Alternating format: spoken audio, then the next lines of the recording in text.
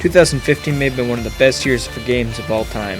We had games like Witcher 3 and MGS5 pushing what AAA games could be. Alongside them were smaller games like Duck Game and Hotline Miami 2 that showed that simple games with great design can be just as good, if not better, than the higher budget competition.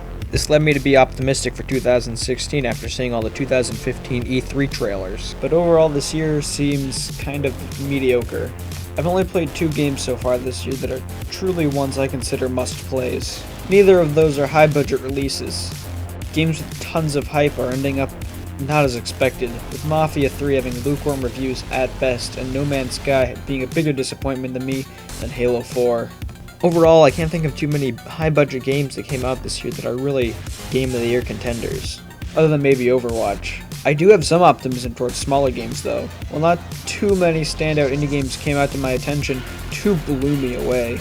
Stardew Valley is my Game of the Year so far. It was the first game I played this year that made me genuinely smile. It's a simple game about farming and forming relationships, but it throws in some dungeon crawling and other activities to keep things interesting.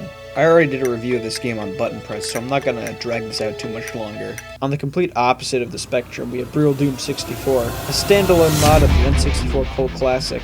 The new Doom was on my list of games that I needed to get to this year, but a friend of mine suggested that I play this mod of Doom 64 instead, because it was free and apparently better. While I can't compare it to the Doom reboot, as I haven't played it yet, I have to say Brutal Doom 64 is absolutely stellar. It's regular Doom 64 with the bloodshed turned up.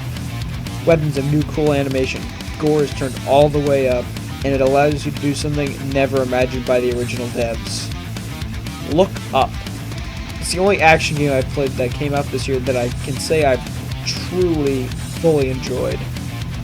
Overall, I feel as though games by gamers for gamers are starting to take over. This both makes me happy and sad at the same time. If it goes all the way, games will always feel fresh, they'll always be fun and simplistic. But it also eliminates huge, high-budget immersive experience.